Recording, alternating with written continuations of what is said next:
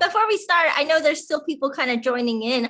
Randall, you just got back from the Kansas honey producers meeting. Do you want to kind of give us an update on maybe some of the keynotes or some of the things that you learned and want to share from there?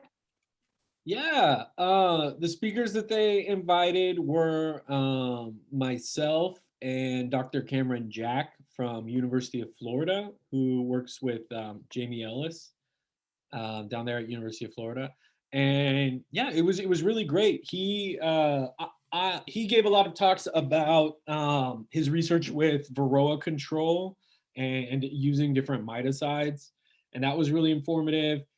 He also gave talks about dealing with small hive beetle, which was really informative. He gave a lot of practical pest control talks, and then I gave talks that focused a lot more on what we research here at Iowa State, which is a lot more the landscape effect and how that affects our colonies. So having our colonies near farms, and is that increasing their insecticide exposure, and different, will the prairie in the Midwest, does that provide a rescue effect for our colonies? And so that's what I talked about. And then on top of that, they had a handful of other speakers talking a lot about beekeeping as a business, which I thought was really fascinating and interesting. Someone gave a talk on flavored honeys and things like that. So it was across a good mix across the board over the course of 2 days. It was interesting because for both myself and Cameron, they had each of us give 4 1-hour presentations. So the people heard from us quite a bit. But it was good, and it wasn't a huge group. It was probably about 60 people. It was a nice size. People felt comfortable asking questions. It was a really nice time. I don't know if anyone on here was there. If anyone who's joining us right now was also there, if they have anything else to add. But I really enjoyed myself, and I had a really nice time getting to know people. Robert Burns, who normally joins us, was there. It was nice getting to know Jolie and a whole bunch of other people that I met through GPMB or through Happy Hour, and so it was good to actually meet them. And for those of you who have never attended a beekeeping, meeting in person, we highly recommend joining local clubs and getting involved with some of these in-person conferences, because you're going to get a lot of information and a lot of networking at these events. And I have not attended a conference where I felt like it was not really worth my time. These organizers do a really good job getting some interesting talks and speakers, and they do take a lot of time to organize it for relevant material or things that they think their members are going to need. So I highly encourage you guys to check those out if you haven't already. Really quickly, speaking of meetings, right now going on, if you guys aren't familiar, it's the American Honey Producers Conference. They're in person in Louisiana, but I think that a lot of the speakers were Zooming in lectures, so there might be opportunities to look at some of the recordings. Also, the other upcoming conference is the American Bee Federation Conference in Las Vegas. And Randall will be there, and myself. I'm a minor speaker. Judy is a keynote speaker, so it's going to be pretty exciting. It's good. That one is a really fun conference. Both of the organizations are really great at providing some valuable speakers and workshops and training sessions. They are the two national national groups. ABF has focused a lot more on kind of helping smaller beekeepers, commercial beekeepers, and big size beekeepers kind of advance. And honey producers are really more targeted for the commercial honey packers and producers. So there has been kind of a shift in their focus and their aims, but they are both really great organizations with a lot of dedicated people and resources. So I encourage you guys to check it out or come see us in Las Vegas. Anybody going? Luke's going too.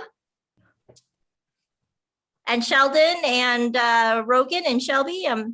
I'm taking them all out there. People to hang out with. I'm excited when Judy's off, being a celebrity. No, oh gosh, no. I think people just have a lot of interest in what's happening in Nebraska's pollution thing because, pesticides and bees have been in the forefront for decades. And now we realize that, there haven't been ears turned from EPA and the state regulatories to really help beekeepers. So we're starting to dig deeper into where those regulatory loopholes. And I think just because of my position and the research and just my fortunate proximity to this disaster has made me a valuable keynote speaker. So I appreciate the honor. It'll be fun. Plus, if on a side note, beekeepers are awesome people to hang out with in casinos. Drinks and money and gambling and fun. I mean, we will fill a table and talk bees and just completely befuddle the dealer. And just we did meet in Reno one year, and it was hundreds of beekeepers mobbing at casinos, and a lot of people walking onto tables not knowing they just entered a table full of beekeepers, and it's nothing but bee talk. So it's an interesting experience and a takeover of the casinos. All right, so today, Luke, do you want to talk about some of the things that we have set for us? We thought that it would be really kind of important. I think you're on mute. Yeah, I am. Yeah, we thought we'd go over sugar boards and Marion mouse guards. And then I think there was one other thing, Judy, I can't remember what it was. I think something that Shelby was just kind of prepping for winter equipment. I know Randall had some real interest on how and when do we make winter feed or candy boards, supplement feed, things like that.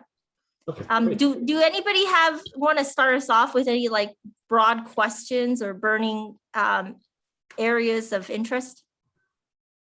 I do. With this warm fall we've been having, are they eating through their stores now? I mean, are we going to have to feed probably? Yeah, I think we will have to be a little bit more aware of that. It's possible. I feel like, so I just moved a whole bunch of my hives, so I'm very aware of how heavy they are.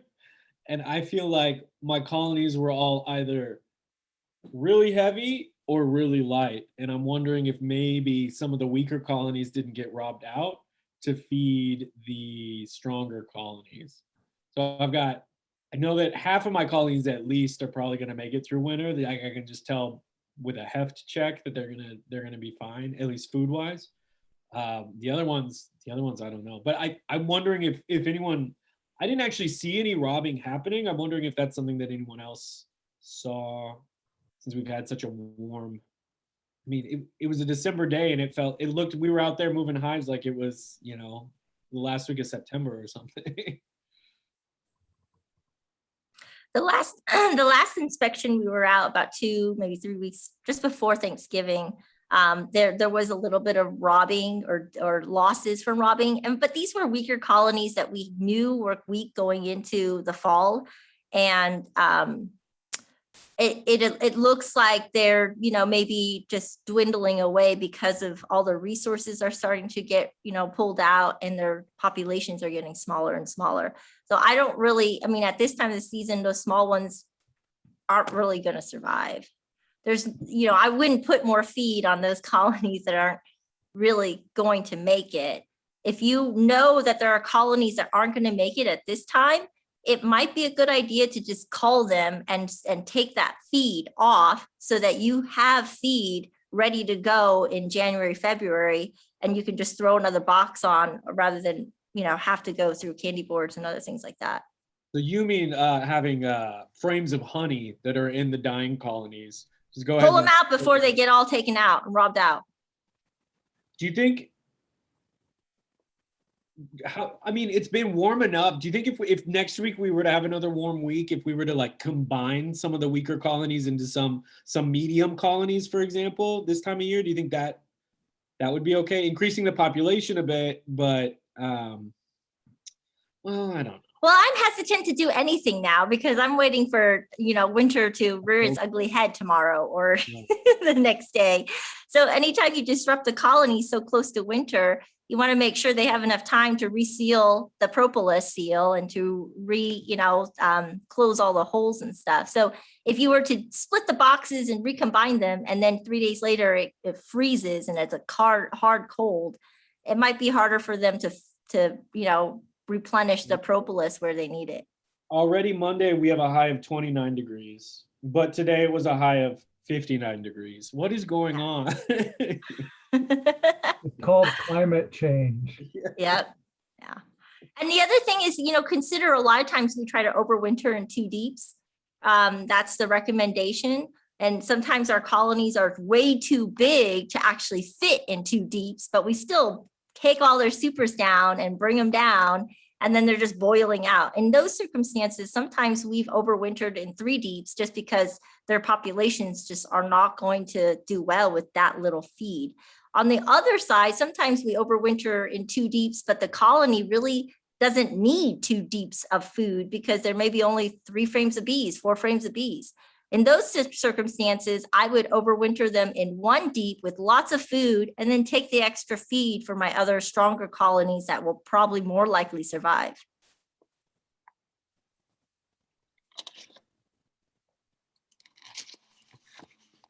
Where, A lot of where we people have, go ahead, Mark.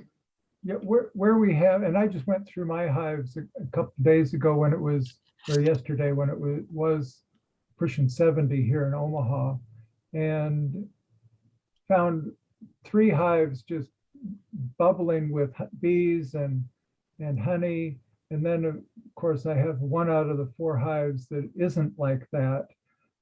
And I've got some extra frames of honey inside the house. Should I replace, if it's going to be warm enough, replace some of those frames that just have this little band of honey at the top and waiting for the queen to fill them up with? Yes, Mar, that's a great point. A lot of times, sometimes, especially if you have like a younger queen that was brooding really late into the season, sometimes right now in the time of the season, all that brood has emerged. And now you've got empty comb right in the center where they're supposed to be clustering. So oftentimes I'll look and see how much of the empty comb do I need to remove and replace with food or shift to the outside so that where they're clustering doesn't become lopsided. How many of you have seen when you open up your hive, these clusters that are lopsided to one side or to the other side, and their thermal regulation capacity is a little bit hindered because they're really close to the box? That's because they've moved from the vacant spot in the middle and have moved towards the food, which have kind of been sustained on the outside. So if you kind of move those frames with food towards the into the inside and replace any of the empty comb or shift them to the outside, it's more likely your bees will cluster more centrally in the hive box as opposed to on the sides.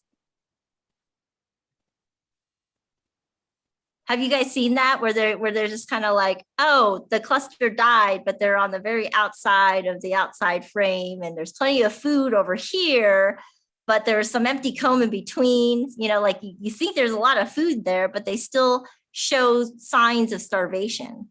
And that's just because, depending on how cold it is, those bees can't uncluster and shift if the temperatures aren't, optimal for them. And in warm seasons like this, they might eat their way out of the central location, and then it drops in temperature and they have to figure out, well, do I move, to the left or to the right or up for more food? And so, Randall's right, and you're right as well. This late warm fall is a little bit challenging for us to prepare for winter. Are people still seeing brood at all? Yes, I did in the hive the smallest hive that was a swarm, and I think it was a second swarm because it wasn't that big, and it never did exceptionally well this year. I failed to feed it, which now looking back, I think, well, I should have fed that small swarm. But if I hear you correctly, we should move and these bees already are sort of on the one side with the brood, with 2 or 3 frames of brood still, mostly capped, some larvae. So I should put those on one side and then fill the rest with honey. What's the condition of that brood? Because sometimes in the fall you have brood frames that look like they still have occupancy, but there's been cases where maybe they've experienced brood chill, or they are have experienced parasitic mite syndrome, where you're just seeing the remnants of brood. And you can ask yourself right now too, how much brood is here, and is it worth keeping, or should I pull that brood out and just freeze it for varroa control and replace it with food for now? I mean, consider the size of your population. How much adults do I have at this time of the season? How much brood do I have? Because brood present in your colony, if it's healthy, food requiring brood, that's not the right time to be brood rearing. If they're emerging, great, let them emerge. If they're open larvae, that's a lot of effort and energy to keep those bees alive and fed and well when they're supposed to be shutting down. Do you know the age of the brood? No, I don't. It looks like it's been there. It looks like it should be starting to emerge just by the color of the cappings. And I would pop some of those out and see how well developed they are, and see how infected with mites they are, because they could essentially be the very last remnants of the mites in your colony. And that would be a really effective mechanical trap for you to remove any of those remaining mites out of your colony. I mean, evaluate how much brood you have and how old that brood is. Does it look viable and fresh and is going to come out and provide winter bees for you? Or is it going to come out and look decrepit, full of mites, and not really worth the wait, Sure. Yeah, it's interesting. That hive is, although it's the smallest, they're the ones most actively bringing in pollen right now. When I go out and sit. And that makes sense because they have brood. Yeah. So without really knowing the history of your colony, it sounds like it might be a newer queen or maybe a recaptured swarm. Yeah, it is a swarm, and it was a small swarm. So I'm guessing it was a second swarm, meaning a brand new queen. And that's probably why she's still brooding, which is also probably why your colony is still bringing in pollen. Of course, I'll need another, and I'm not sure when we're gonna have another nice enough day to get in there to really more closely examine the brood, because it should be at least 60 degrees before I open up the hive again. When did you see the brood last? Yesterday. Okay. That was the day I should have opened up some of the cells to see if they were alive and well. And how many mites they have. Yeah.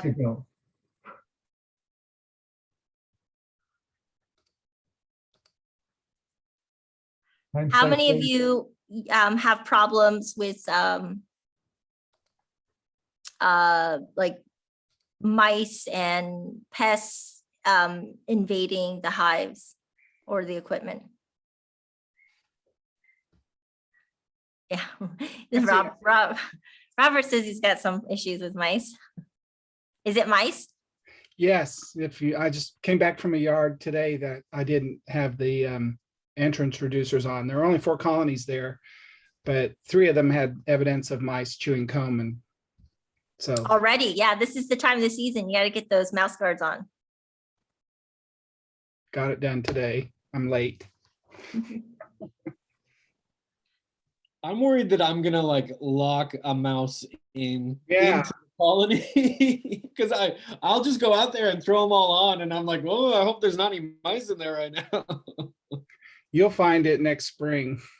Oh yeah, Dead and dry. We used to not hate finding mouse nests because one of our workers had a snake, And so Yes. she would collect all the little wee baby mice, and we'd put them in a bag and bring them home for the snake.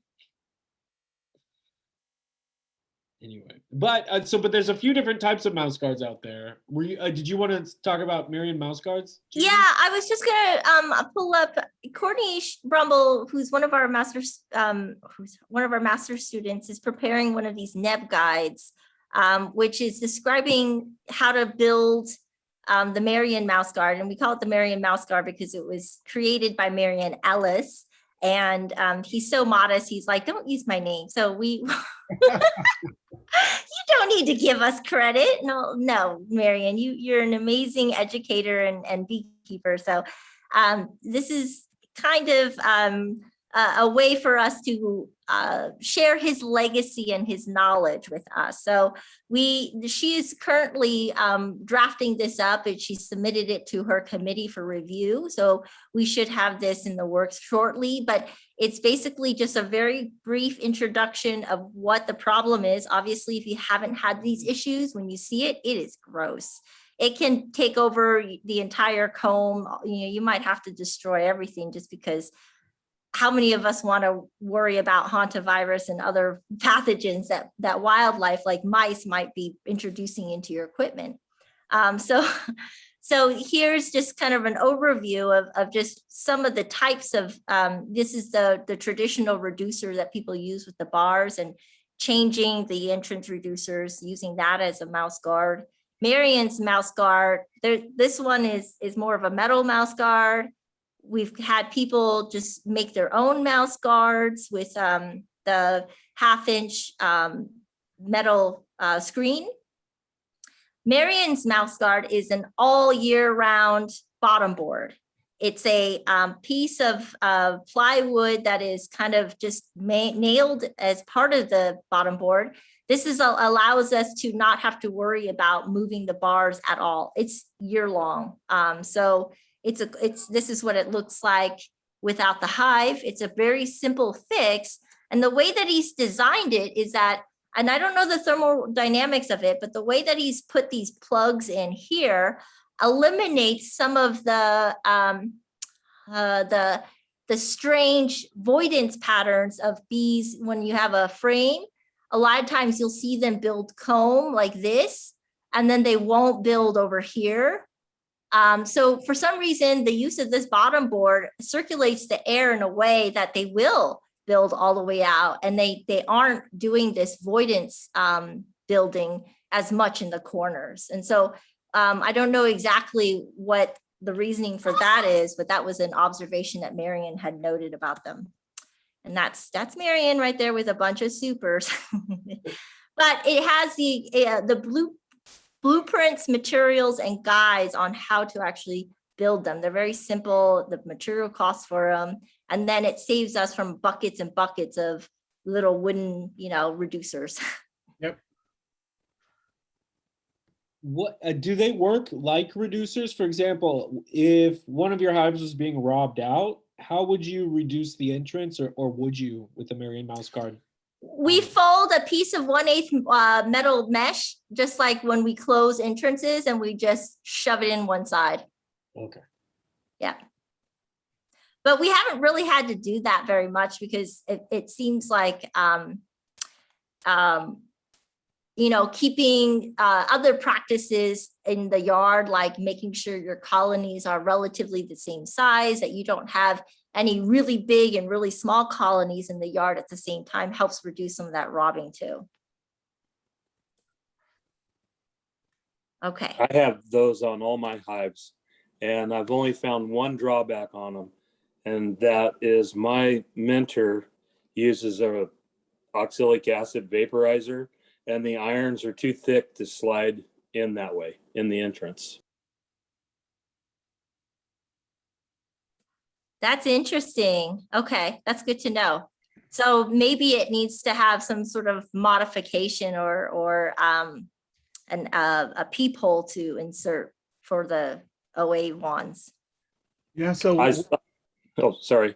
solved the problem by just buying one of them Laura Bees vaporizers that's got the little 1/4-inch tube, and I just drilled a hole in the back of the hive and just go in that way. Yeah, way back in the early 2000s when I was up there attending classes, we noticed, we took Marion's idea of the way he did his entrances and I used them for several seasons. But I switched to screen bottom boards and didn't keep up with it. But then I went back to solids, and I also went to using slatted racks, so that and that's the thing I noticed too, that the bees, because of there's a 4-inch piece of wood just like what he's got there, where it darkens the front of the hive and gives them more protection. So the bees will come down and utilize that comb. They'll draw out the lower portion of the brood frame, like you were showing where the bees did that funny wax building thing, and they didn't develop that. But I use oxalic vapor also, but that's why I use the slatted racks now instead of having those small entrants. But that's a really good. I used it for many years, and I think either Jolie and Cecil and our down here in Kansas City still use that, and so does Christy Sanderson too. So.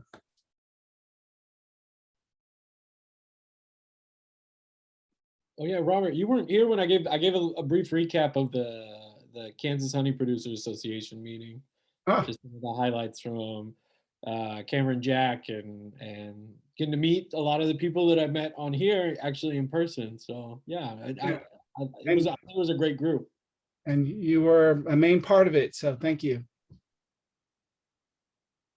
They're all impressed. So I'm sure, I haven't heard anything, but I'm sure Jolie and Cecil or Becky are working on you because they want you back.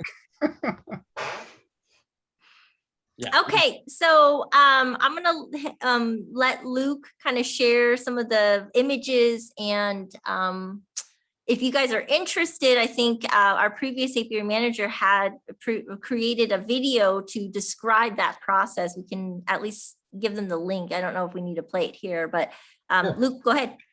Okay, great. And then also in the chat, I did share a link to the Always In Marion Mouse Guard, so people can access that. Great, thank you. Yeah. And then Judy, I was going to mention, I think the reason why it was effective is because the Marion Mouse Guard, that piece of plywood extends into the hive to where it helps reduce the draft.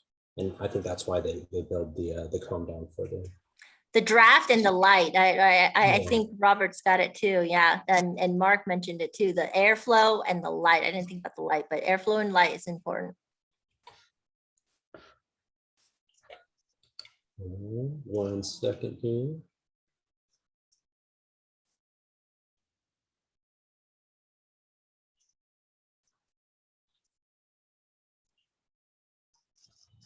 Okay, can everyone see my screen? Cool. Okay. Yeah, just some information on winter prep. I have some slides on Hive Wraps, comparing like cardboard sleeves and tar paper. Usually we'll kind of wait until February to kind of do the Hive Wraps, just because that's when the temperature kind of fluctuates more, and it's harder for bees to kind of recluster. Talked about entrance reducers a little bit, mouse guards. It is always good to have a windbreak on the north side. Ideally, your hives would be weighing about 100 pounds or more now to get them through the winter, and then hopefully treated for mites after pulling honey. Let's see, sorry, let me go to the slide. Okay, here are some tar paper wraps. Kind of an example of kind of wrapping it around. You just wanted to wrap around the body of the hive, just kind of help reduce any drafts in between the boxes is kind of what we're going for there. Here you can see where we have in our pollinator garden apiary our Hive Wraps, so waxed cardboard. You take off the lids and you fit them over on top. There's a space for the bees to come out through the upper entrance. And so that is still available to them. And they seem to work pretty well for us. It's corrugated cardboard, right? It is corrugated, but it's also waxed on the outside. And waxed, okay. Yeah, You can see they're pretty tattered. They are. They're getting pretty faded and kind of pretty worn. I can't remember. I think the supplier that we got them from no longer offers them as a product, but I think I've seen them through one of the major beekeeping supply companies available as well. So that'd be a place to check. I think it was either Manlink or Dedant. So Is that'd it- be something to look into. Is it only waxed cardboard? Because the ones we ordered are that like black. It's corrugated plastic essentially. Like I think for- that'd probably for work a little bit campaigns. better. Yeah. Yeah, I could see that working really well. So I'd say yeah, if it's corrugated plastic, I'd say I could see where that would work well. It probably Yeah, fail. those are, I think the corrugated plastics are the newer models because these cardboard ones that Marion had, I think they're probably 20 years old and they don't make these anymore, probably because of the durability issues. Well, and they used to be black, right? They did, and then they got really faded. Are they still as effective? Because my understanding was that the black helps heat things up, attract a little bit more of the sunshine, and It helps kind does. of mitigate those temperature flows. Thermal regulation, yeah. Yeah, So yeah, these probably aren't as effective as they could be. I think we'd probably be looking at either doing some maintenance on them to maybe even paint them or something to kind of help them maintain with what we have. But yeah, they are kind of nearing the end of their I guess usability. These new ones are not cheap though. I think I want to. So if you can get in with somebody else who's buying them, which is what we did, you can get the price to drop the more you buy. But I think I still end up paying $28 or $29 for each one. Yeah, that's quite a Which bit. isn't cheap if you want 40 or 80. I think I ended up getting like 20 or 30. I don't have enough for all my colonies, but yeah. Well, that'll be a test for you to see the differences in the ones that had and the ones that didn't have. Well, my colleague, she was a PhD student when I started here. Dr. Ashley St. Clair she has about 3 or 4 years of data comparing overwintering strategies. So colonies without wraps and insulation and colonies with, which she presented at the Iowa Honey Producers Association conference because they helped fund some of that research. I unfortunately didn't go there and get to see it, but maybe I can, since we're friends, maybe I could ask her for some of just the data, or at least some of the graphs. So maybe I can share it with the group. That'd be great. Next happy hour. Here it looks like we have a kind of a variation of a mouse guard. Let's see here for just wintertime is a good time to relax. January, you kind of want to check in on your hives, maybe just lift and kind of check in on the weight on a nice day. This is check on cluster location and size, and so kind of give you an idea, just open up the inner cover to kind of see, how large the cluster is and kind of where they're at and how they're doing on a nice day. See, add sugar board for additional food if necessary. Remember, you lose your bees in February and March from starvation. Let's see here. I'll share this. Give me a moment. I'll share this link here for the sugar boards in the chat. But and then I'll also share this link on the in the chat of where to go on the Great Plains Master Beekeeping website of how to build the candy board. You can see the dimensions here. It's 20 inches length by 16.25 wide, and then 2.5 inches tall. I think generally you just use a thin piece of plywood for the very top of it. I've seen where some people would use masonite, but I feel like that masonite doesn't really hold up the best with moisture. But then essentially here's kind of the recipe or the ingredients for the which is also in the Great Plains Master Beekeeping list there that I'll share. But it's 4 cups of water and then 20 pounds of sugar. The candy board lids, you'd have to have that prepared beforehand. Have a stove, candy thermometer, and spatula, as well as a large pot, 8 to 10 quarts. Make sure to have a large pot just because you don't want it boiling over. See, here's kind of just a breakdown of the measurements of the cups of sugar. So 1 cup of sugar would be a half pound. And so essentially you're taking and you pre-measure 5 pounds of sugar and then you'd do it in two batches of 10 pounds. And so you'd be basically you heat up the water and you slowly pour the sugar into it to where it has almost kind of like I would almost describe it as like a thickness consistency of almost similar to like peanut butter. And then you want it to stir it constantly to where, to make sure it doesn't burn.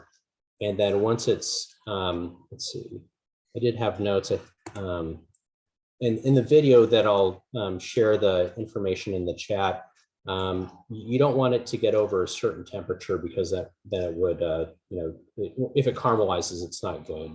And so you really want to make sure to be stirring it constantly and that you're not burning it at all, because that can be bad for the bees. But then you want to pour it right away. And then once it sets, it'll turn into this hard candy to where it is, just like it would be essentially hard candy. You just put it on top and the bees will just use it as they need to. Did you make the wooden frames for the candy board lids? I personally did not make the ones that we have on hand. We actually have quite a few in storage that are ready to use, and they seem to stay well or keep well for. I think we've had a few of them on hand for a couple of years now, and they seem to be still good. And so they store. Can you go back to that other picture really quick? Go back, you said? Yeah, just go back one real quick. Yeah, so see, these ones were actually candy boards that we collected in the spring. And so some of the colonies died out before they could use their candy boards, whereas this colony, you can see they utilize their candy board, but there's still enough candy there to maybe reuse for another colony or for another year. So it's not just, you're going to have to do this every year, but you do create a stock of candy board feed, and they don't always go through it all, but you can see some colonies really rely on it. Go to that next picture. That's that one where they were looking at it within the colony. You can see how much of that colony depended on that feed. It looks like they're even building comb there in the center. Yeah, it looks. Do these slide on under another lid, like a telescoping lid, or did they just replace the lid altogether? There's a lid on top just for weight, but I mean it's an inverted tray, so there's nowhere to come out. There's no top entrance for this. Okay. I've never used them before, which is why I wanted to go over this again. Yeah, of course. Has anybody else in this group used these candy boards or other types of, these candy feed supplements? We used fondant here, but found that the bees just weren't taking it. So then we just had a whole bunch of leftover fondant that we had to take off in the spring, which I later kind of melted down to make sugar syrup. That's been my experience. So they just So they just weren't really interested in the fondant. Yeah, well, most of them, even the ones that survived, some colonies died. They just never got to it. But even the ones that survived just seemed not particularly interested in it. I don't know. They don't like your cooking? We ordered it really expensive from Man. But they don't like Man cooking. You can't blame your cooking then. Yeah. I'm probably one person who has never used dry sugar or candy board. I've always fed syrup. So. Well, yeah, I guess if you feed heavy in the fall, if you feed them, you got real heavy hives in the fall, you probably don't have to worry about it. Yeah. I've said before, I've got one local beekeeper here who says that he tries to get his hives.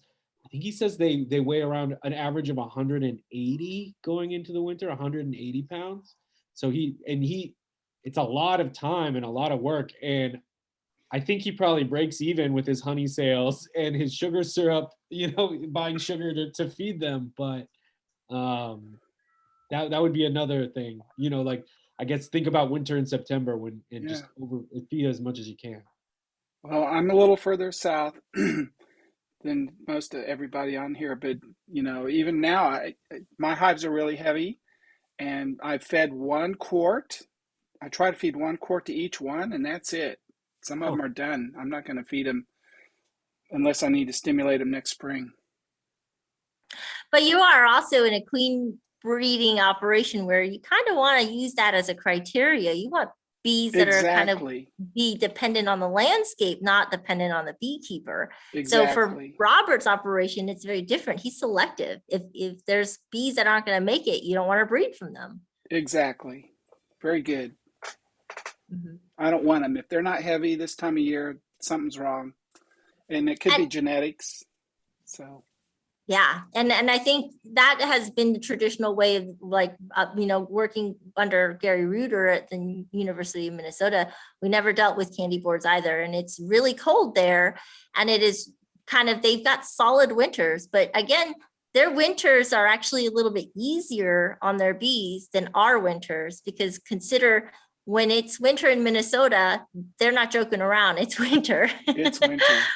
Here, we've got these warm days, cold days, cold days, on, off. It's very confusing for the bees to adjust. So they cluster on cluster, cluster on cluster. So there might be more of a need to supplement winter feed here, but I do agree. I think the best way is to make sure they're robustly fed and prepared for winter. So you don't have to rescue them in January, February. But with our method, we're not making candy boards for all 100 colonies, 100 plus colonies. We're making a small, 20 boxes of candy boards to just supplement the ones that are weak that need it. Not everybody is going to need it, but the ones that I see at the top of the box with very little food, lightweight, I'm going to throw on a candy board. I'm not going to put the effort and the money into making candy boards for every single one of my hives. It's an insurance for me to supplement the ones that need a little bit of help before they can get through, that crazy spring transition time. Exactly. And don't breed from those queens that are light. So.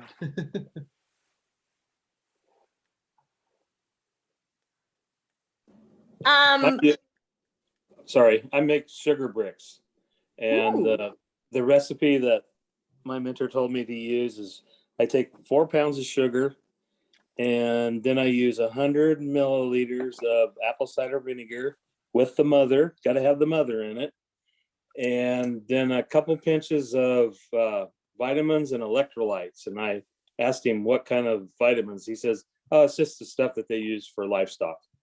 I says, "Okay." So I put some of that in there, and then a drop of lemongrass oil. And then I rolled it out into, I mixed that all up, and it was kind of like wet sand. And then I just roll it out into a cookie sheet, and then I score it into bricks, and then just let it dry, and it gets hard.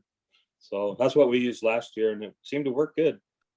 What are the dimensions of the bricks then? So they're probably pretty squat, but pretty wide, or how well, you can cut them however big you want them. I mean, our cookie sheets are those commercial ones, so they're like an inch thick, and then just score them about the same size as a regular brick, and then just lay them on top of the frames. And they ate them last year.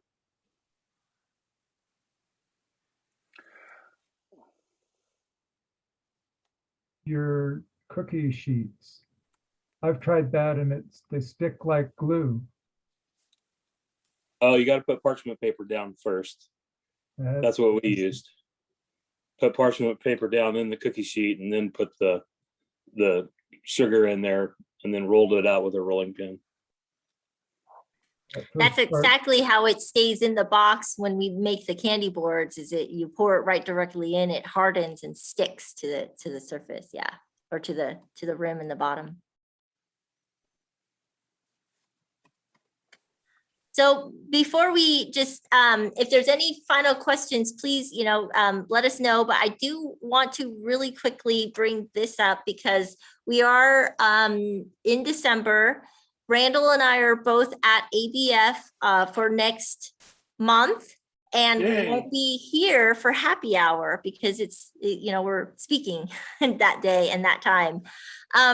But I do want to propose this option. You know, Randall and I are both part of the Great Plains Master Beekeeping Training Program. We've been partnering with amazing organizations like NECBA, Kansas Honey Producers, Missouri State Beekeepers, Nebraska Beekeepers, Omaha Beekeepers, and Central Iowa Beekeepers, as well as ISU folks. We see the value of having this open session happy hour Q&A session, but we want to make sure that that all of these individual groups aren't doing the exact same thing and having 8 virtual sessions to meet the member questions and needs. So we're thinking about opening up this happy hour for the whole collective GPMB community and all of the partnering associations that are partnering with us, so that we can just have a more regional conversation about what's happening in Kansas and what's happening in Iowa, what's happening in Nebraska and Missouri. It'll stay the same format, but and Randall has graciously agreed to participate in these sessions as well as myself, but we'd like to get more folks in. You know, like Robert has been incredibly valuable in putting input in what's going on in Kansas, you know, and I'd like to hear more from the other seats as well. So thoughts, ideas.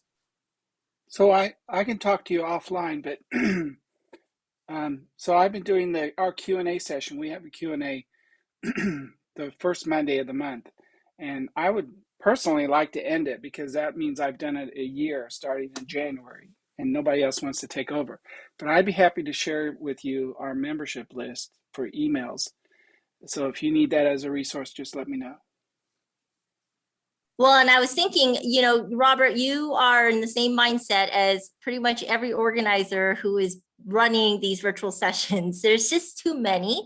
There's a lot of Zoom overload, and we want to try to condense it so that we're not having small groups here and there, but we're having a little bit more of leveraging the expertise and the skill set that we already know exists in this area. So people like queen breeders like Robert and other folks that are really strong in marketing or commercial, have a good, strong understanding of the commercial industry. I mean, these are things that I think would only improve our discussions. So if people are not against it, Randall and I will move forward. Just keep in mind that the date and time might change so that it works for everybody. But we're hoping to launch that for February, if everybody's okay with that. Yeah? Well, I hope This is your chance to provide us feedback and suggestions for what you would like to see out of it. So we make sure that we try to incorporate that. The only thing I wonder about is if you get too many people in there, are people going to feel uncomfortable to ask questions? And will we have time to ask all our questions? I don't think you'll get too many people.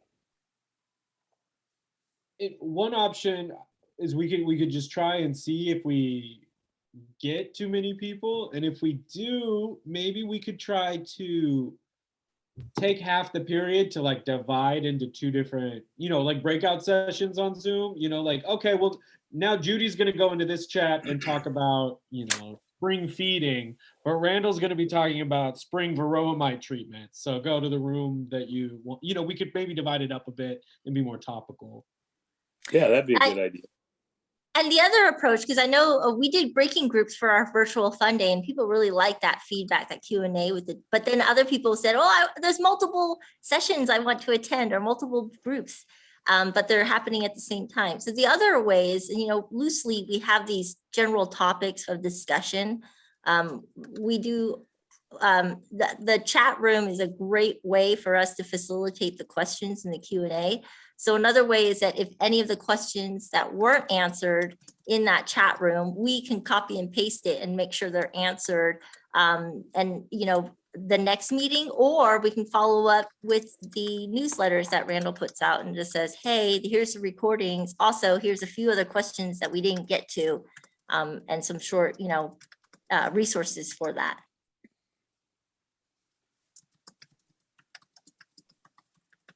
We think that Randall and I both love this happy hour session. We think it's very valuable. I think the 1 month monthly sessions during the winter season and fall season is great. But we also anticipate that the weekly sessions are really valuable for people. It's just not something that Randall and I can keep up without recruiting more people. Right. So if we utilize leadership from the governing committee and the Great Plains training program and other really awesome instructors, we might be able to provide more of a consistent weekly session where everybody doesn't feel over strained. Yeah, I sure appreciate you guys doing this because I love it. Today I left work early just so I could make it. I enjoy it. I didn't see the invite until I was at a bee yard when I saw it, so I hurried home. Oh, last minute. Yeah, I apologize. And I think it was a lot of fun when we did the in the field Q&As too. Like we tried a couple of these Zoom sessions where we were just in someone's yard and they were Definitely. showing us problems or showing us what is this. Yeah, definitely. Sweet. Luke, do we have any other things on the list that you wanted to cover? I guess briefly, I thought I'd mention, I kind of looked a little bit more into the nematode kind of thing, just because I was interested in it a little bit more. From what I'd seen, generally you can apply it between April and November. Just ground temps have to be over 60, but below 93.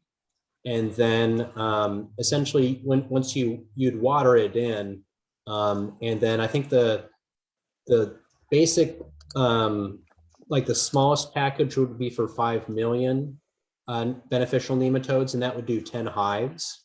And then essentially for each gallon, you'd water it around a single hive. And then let's see, basically it would last for about 4.5 months. And so I thought something for us to kind of, I'd be interested in doing more with the beneficial nematodes, because the time that we had used them in the past, they seem to be effective. And so I thought I'd share with what I found on that. Thank you, Luke. Yeah. Are the beneficial nematodes expensive?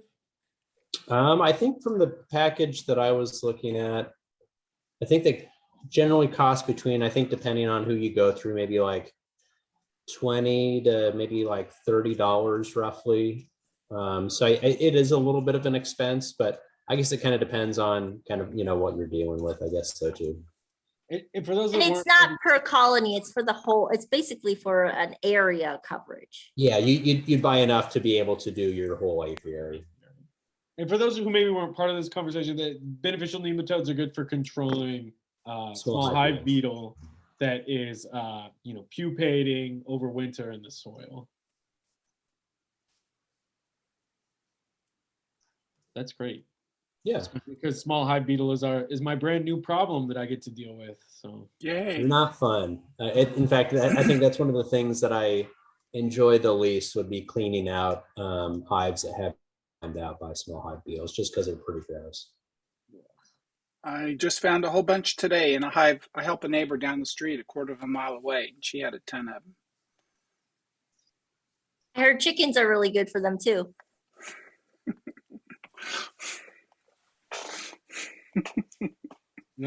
Just get some chickens. Yeah. We live in the city. We can't have them here in our suburb. That's a bummer. I just I made a friend recently, and she works for the City of Ames Urban Planning Commission, and they're trying to write new rules specifically about bees in the city. And they also had to rewrite rules for chickens and everything. So they sent me their list of rules. It was pretty interesting, but it seemed to just some random. It seemed kind of random, the things that it was saying. Every hive had to be 10 feet away from a fence line, and I was like, I don't think that's realistic. Every hive has to have a water source, which I thought was weird. It is weird.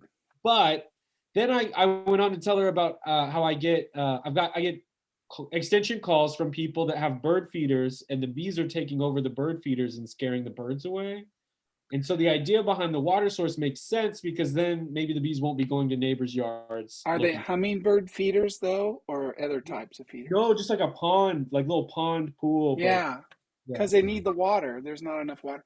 But you know what? They only need, the thing is you don't want to put water in there for all year round, because they only need it from February until like maybe October or September. They only need it when they have brood going. So Right. Anyway, the list was weird. I told them I'd be happy to sit in because people were concerned, about neighbors, children getting stung. What I did was I brought up Drift Watch and I was like, look at all these bees that are already in the city. Are people's children getting stung? I think it's okay. oh, I guess I feel like Lincoln's city ordinance is reasonable. I want to say it's basically your hive has to be 50 feet from a neighbor's dwelling, so in the house that they're living in. And then additionally, you have to have them 15 feet from the neighbor's property or the sidewalk, unless you have a 6-foot privacy fence. And then that would essentially work as that. And then they also ask that you provide water, because if people do have pools, then the bees can go to the neighbor's pool to try to get water. But I think it's reasonable. And I mean, there would be workarounds as far as like, if you had your hive on a second, if it was on a rooftop, it'd essentially meet the 6-foot privacy fence thing to where they'd be flying overhead. So I think it's reasonable. I guess I don't know if anybody who's had any problems in town as far as complaining about bees. That's what we decided on, was that a fence seemed more reasonable than 10 feet away from your neighbor's yard or, the fence line. Yeah. Randall, I can send you what the Lincoln city ordinance is, and because I feel like a lot of those, people who are kind of in governing, they almost need a template. And so if you can show them something that works, they can. They took their template from some other town that I don't know who wrote it. Sometimes that's the case too. It'd be great to have a draft of something that you're like, no, this is a good template. Yeah. I'll share that with you. Yeah, Omaha's has the 6-foot rule also, so that you don't have to have a long distance between homes and hives. And we also require water on site, but as you said, I provide water on site, but my bees don't like my water. They like the houses, 2 doors down. exactly. That has running water. They've got this little pond, and the bees like the running water more than my still water. So Exactly. and my neighbors like the bees to visit. So Yes. it's a win-win. That too. My Even neighbor my has a ba- solar even my- pump. Even my backyard neighbors who are allergic to stings, they welcome my bees. So That's lucky. yeah, I've got good neighbors. That helps, yeah. Well, we are out of time. I know our happy hour flies by, but I want to say happy holidays to everybody. We are really fortunate to have such a really great collective group that comes and continually engages with us. So we're lucky to have you all. And Randall and I both feel like we want to keep this going because we have such a great repertoire with all of you. And I think it's impactful, with the summer coming up, we'll be getting more involved with open apiary sessions and getting more involved with those local beekeeping associations. The GPMB program is not a bee school. We are just trying to facilitate the local associations to provide local training. And so this year we did get a renewal of funding. And so all of our partners are going to get funding to put into their teaching apiary. So our 5 partners are all getting $5,000 a year just to help implement those open apiary sessions. So keep your ears and eyes out for when we get our schedule going of apiaries for this entire region come out. It'll come out in January. So we won't see you until February, but Randall and I will try to do our best to facilitate some of these changes that are coming in January, and maybe even provide kind of a short summary of our ABF meeting. Well, have a great time at ABF. That's a lot of fun. It is. It's a great conference. And if you are out there, please connect with us. We'd love to see you and meet you in person. Randall, anything Yeah. else? I'm excited. No, it's going to be my first time at ABF, so I'm excited. And thanks, everyone. Thank you. Have a great weekend. Happy Thank New Year. you. Thank Happy. you all. And Judy, thank you for getting that is it Gen up in Mead exposed? I think you were the one that really blew the cover off that problem. The local people up there. And I the keep local people up needling. there, they've been working on it for several years, and now we just need to get the legislature to do something about it or something more. Yeah, and I'm going to continually needle until we get action. And it's certain, you know, even with the slow responses from Nebraska, we are getting more and more neighboring states to buy in and reevaluate their neonicotinoid policies and provide stronger restrictions. So yay, regardless of what happens in our state, it's starting to have a ripple effect, and hopefully we can keep on the problem and keep accountability and keep the public view on this issue. So good luck, guys. Yes. I'm going to stir up some stuff at ABF. Great. And that'll be, we can advertise that as Nebraska's next Superfund site. Well, it already is a super fun site, Yes. unfortunately. So it's a super fun on top of a super fun. That's a super fun contamination site. Oh, I thought that the contamination was further south from that site. Oh, no, the ammunitions plant is NREC. Yeah, so they just finished all of their super fun remediation and all of their cleanup in the 90s, and maybe had like a decade of clean landscape, and then they changed practices and started this in 2015. So Instead of military, it's agriculture. But they're still sucking water out of the ground and treating it, aren't they? Because of the ammunition. no, they've been monitoring the ammunition stuff. I Yeah. think that they've got that Testing. already taken care of. But it did Oh. cost like many millions of dollars and years to clean up. But as far as I knew, it was all cleaned up prior to this whole disaster. Oh, well, that's good news then, because they have all the monitoring wells already in place. They have the monitoring wells in place, but unfortunately, these monitoring wells were not testing for pesticides, and Right. some of them are still not testing for pesticides. But they're there and they can be easily switched over. If people are willing to pay If- for it. That's the problem. Yeah. Well, good thank luck. you, everybody. Take care and have a good weekend. Bye. Good to too. see you, Bye. everybody. Happy New Bye. Year.